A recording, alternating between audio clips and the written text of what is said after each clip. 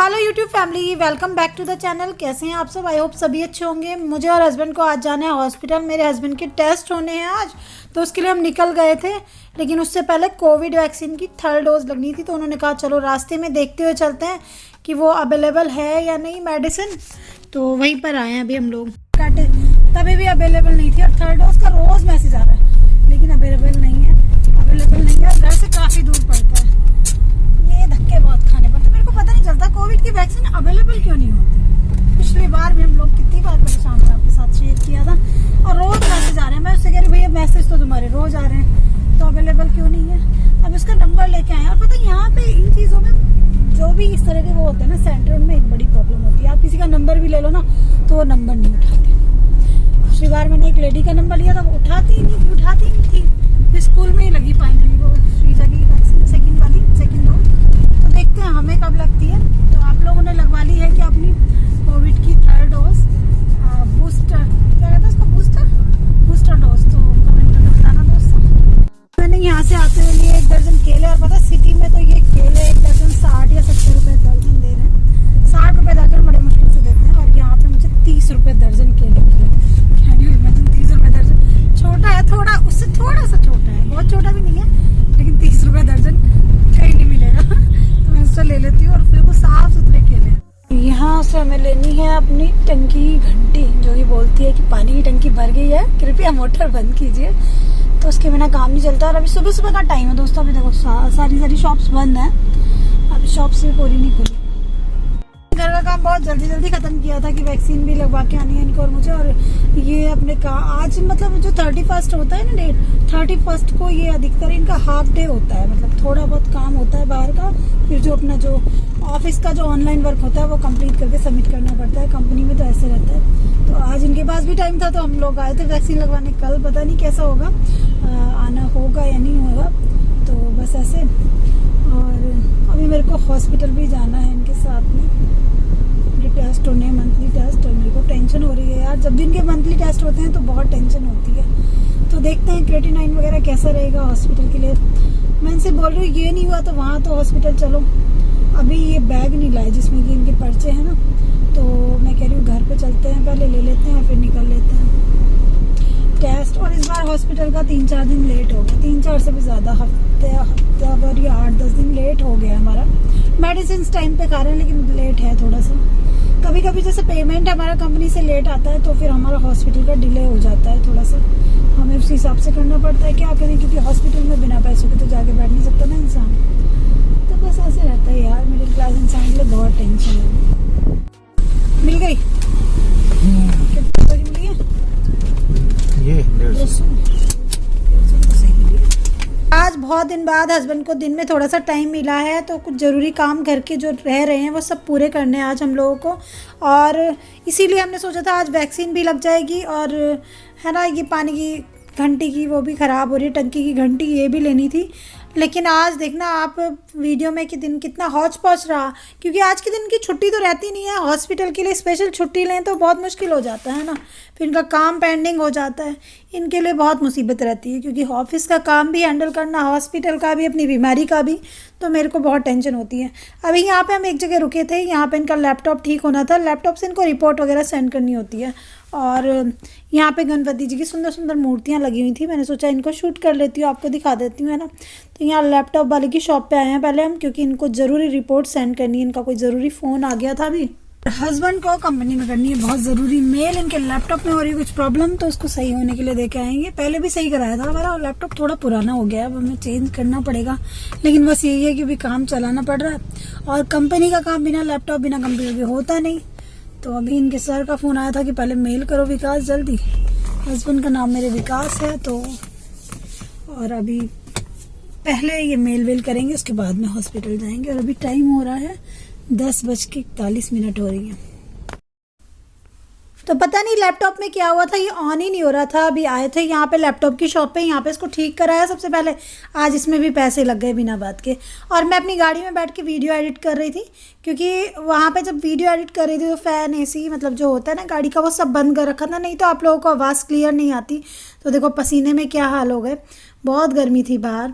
और यहाँ पे गणपति जी की सुंदर सुंदर मूर्तियां लगी हुई मैं आपको दिखा रही थी। मैंने सोचा पास में जाके शूट करती हूँ। और आज के दिन गणेश चतुर्थी है, एक दिन अगले दिन वीडियो जाएगा ये, लेकिन गणेश चतुर्थी के दिन का शूट किया हुआ है। तो जय हो गणपति बाप्पा मोरया बोलते हैं ना। और ये महाराष्ट्र में ज़्यादा मनाया जाता है फेस्टिवल। तो बस मैं यहाँ पे अपना थोड़ा सा बैठी हुई थी, वीडियो मैंने अपना एडिट करके यहाँ से पब्लिक किया था आप लोगों को। और मेरे हस्बैंड ने जल्दी जल्दी अपना काम फिनिश किया और उसके बाद हम हॉस्पिटल के लिए निकले। और रास्ते में गणपति जी जा रहे थे, बहुत सारी जगह, बहुत सुंदर लग रहा था, ढोल वगैरह बज रहे थे, बहुत अच्छा लग रहा था। और उसके बाद पता है आज पूरा दिन बहुत हौच पौच हो गया, इनको जल्दी जल्दी वहीं पे बैठ के बहुत सारा काम भी करना पड़ा।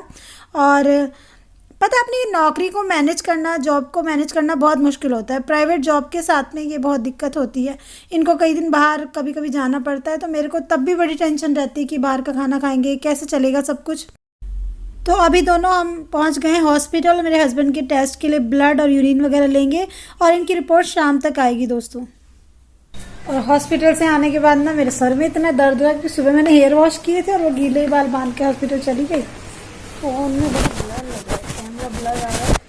और हस्बैंड भी आके लेट गए, थक गए हैं क्योंकि कई घंटे तक हम धक्के खाते रहे हॉस्पिटल में। और अभी मैं आपको दिखा रही थी ना कि मैं लंच के लिए सब्जी बना के रख गई थी। तो मुझे रोटियां बनानी है बच्चों के लिए, क्योंकि बच्चे स्कूल से आने वाले होंगे और आई थिंक 1:45 बज रहे होंगे इस टाइम पे। हाँ 1:45 बज रहे हैं, तो मैं पहले रोटियां बनाती हूँ बच्चों के लिए।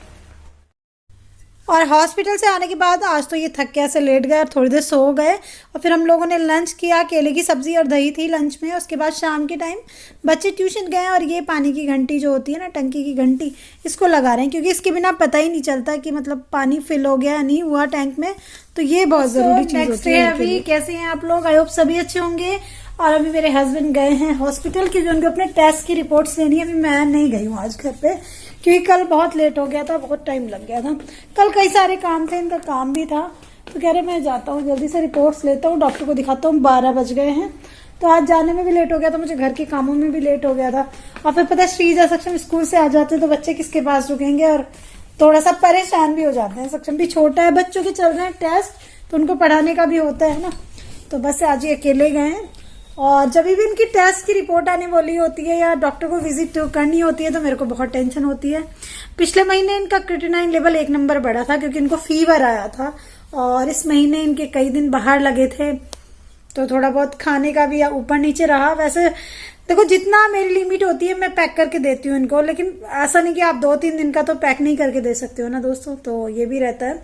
लेकिन ये कोशिश करते हैं हमेशा कि जैसे अगर ये कहीं जा रहे हैं, वहां उनका कोई फ्रेंड है या फिर हमारा कोई जानने वाला है, तो उसके घर से इनको बना हुआ खाना मिल जाए। लेकिन खाना बनाने के तरीके में भी अंतर होता है ना, मैं इनको कौन सा ऑयल देती हूँ, कौन सा नहीं देती, किस पानी में बनाते हैं, बहुत सारी चीजें होती हैं किडनी ट्रांसप्लांट पेशेंट के लिए। और कभी कभी तो बेचारे ये पता है कई दिन मतलब जैसे जाते हैं और इनको कहीं पे जरूरी रुकना है या कुछ काम करना है, तो खाना नहीं खाते, वहां पे फ्रूट या कुछ एग वगैरह खा के अपना काम चलाते हैं।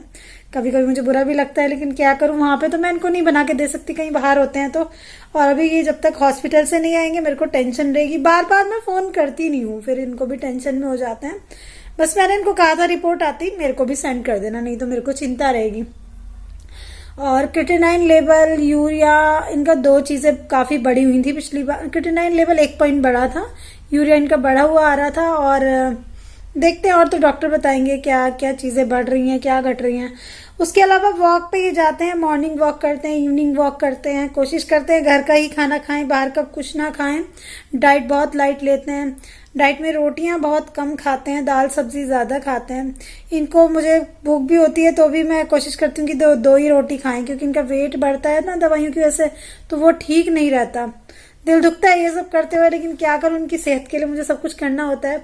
तो मैंने इसलिए इनकी डाइट में इंक्लूड किए हैं ब्राउन राइस वगैरह। और कोशिश करती हूँ कि कोई भी एक फ्रूट जो डॉक्टर ने इनको बता रखा है वो इनको मैं डेली दूं। तो ऐसे रहता है।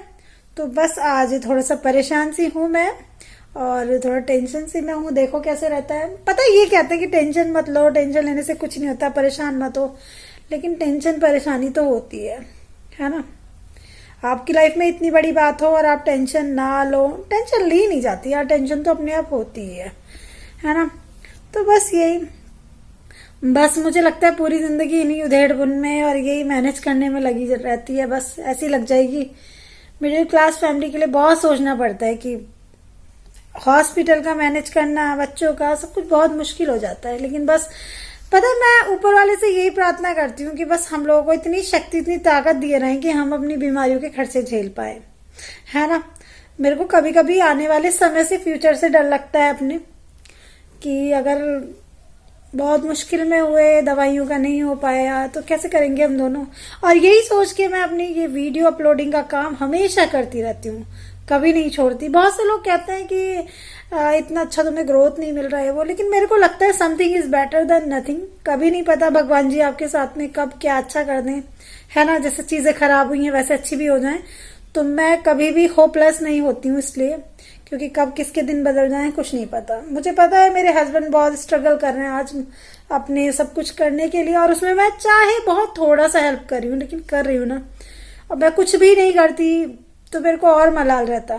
देखो, मैं बाहर जाके जॉब नहीं कर सकती, मेरी फैमिली को मुझे देखना होता है। बहुत से लोग इस चीज पे भी मुझे कमेंट करते हैं, कितनी लेडीज करती हैं, उनको फैमिली बाहर जाती हैं, जॉब करती हैं। यार लेकिन आपकी बॉडी में इतनी स्ट्रेंथ होनी चाहिए। आपको देखने में मैं हट्टी कट्टी सही लग रही हूँ, बहुत से लोग इस बात पे भी ऑब्जेक्शन करेंगे कि अपने आप को ऐसे कहती रहती है, लेकिन अपनी कंडीशन अपने आप को पता होता है। 2 छोटे बच्चों को देखना, हस्बैंड को देखना, और घर की बहुत सारी चीजें होती हैं जो कि मैं आपको नहीं दिखाती हूँ। कुछ दिखाती हूँ, सारे दिन कैमरा लेके नहीं बैठी रहती हूँ। तो मुझे लगता है कि मैं यूट्यूब पे ही कुछ काम करती रहूं। और आज मैं अपनी इंस्टा की एक वीडियो शूट कर रही थी, तो इंस्टा पे भी आप लोगों को अगर ऐड वगैरह मिलते हैं तो उससे भी आप थोड़ी सी इनकम कर सकते हो। तो मैं इंस्टा पे भी थोड़ा मेहनत कर रही हूँ आजकल दोस्तों, है ना। तो आप लोगों ने अगर मेरे इंस्टा को फॉलो नहीं किया इंस्टा पे मुझे, तो कर लेना। पता नहीं ब्लैक क्यों हो रहा है मेरा कैमरा, थोड़ा सा ठीक कर लेती हूँ उसको। तो इंस्टा पे भी ऐड आपको मिलते हैं, तो आप थोड़ा सा इनकम, ज्यादा नहीं, थोड़ी बहुत शुरुआत हो जाए तो ठीक रहेगा, है ना। थोड़ा सा घर में सहारा लगेगा। बस यही सोच के करती रहती हूँ, है ना। और आप लोगों को सब पता है, और क्या रोज रोज बताऊं दोस्तों, ठीक है। तो बस थोड़ा सा वीडियो बनाते हुए स्माइल भी आ जाती है, लेकिन सिर में, दिमाग में वही घूमता रहता है, टेंशन तो होती रहती है। तो चलो देखते हैं कैसी रहती हैं आज हस्बैंड की टेस्ट रिपोर्ट्स। कुछ लोगों को क्यूरीज जरूर होंगी, बहुत सारे क्वेश्चंस होंगे इनकी टेस्ट रिपोर्ट्स को लेके। बहुत क्वेश्चन आते हैं भाई जब हम जाते हैं हॉस्पिटल। बहुत सारे लोग पूछते हैं कि ये कितना चल रहा है। आप लोगों का कोई भी क्वेश्चन आप कमेंट कर देना, मैं आंसर दे दूंगी। और कोशिश करूंगी कि टेस्ट रिपोर्ट भी शेयर कर दूं पब्लिकली, क्योंकि बहुत सारे लोग हैं जो किडनी रिलेटेड से प्रॉब्लम वाले हैं, जो मेरे साथ कनेक्टेड हैं, उन लोगों को काफी हेल्प मिलती है, ठीक है। और बस ये कह रही हूँ, जिनकी प्रॉब्लम चल रही है ये, वो आगे बढ़ो, है ना। देखो फिर भी परेशानी है बेचारा पेशेंट, तो उसको तो मतलब कम से कम दुख से तो उसकी छुट्टी मिल जाती है। ये तो जिंदगी भर चलता ही रहता है, यही चलता रहेगा पूरी लाइफ। तो अगर आपके घर में कोई भी ऐसा है जिसकी किडनी की प्रॉब्लम है, तो प्लीज उसको डोनेट कीजिए किडनी, और उसकी लाइफ को बेटर बनाने में मदद कीजिएगा दोस्तों। और इस ब्लॉग को मैं यहीं पे एंड करूंगी, आपसे नेक्स्ट ब्लॉग में मिलूंगी। तब तक के लिए bye bye, love you all my YouTube family. अपना ध्यान रखना, फैमिली का ध्यान रखना, अपने परिवार के लिए चाहे आप थोड़ा सा कुछ कर लें, लेकिन करते रहिए, हाथ पे हाथ रख के मत बैठिए। कभी कभी आपकी एक छोटी सी कोशिश ना बहुत अच्छा रिजल्ट देती है। बाय बाय दोस्तों, लव यू ऑल।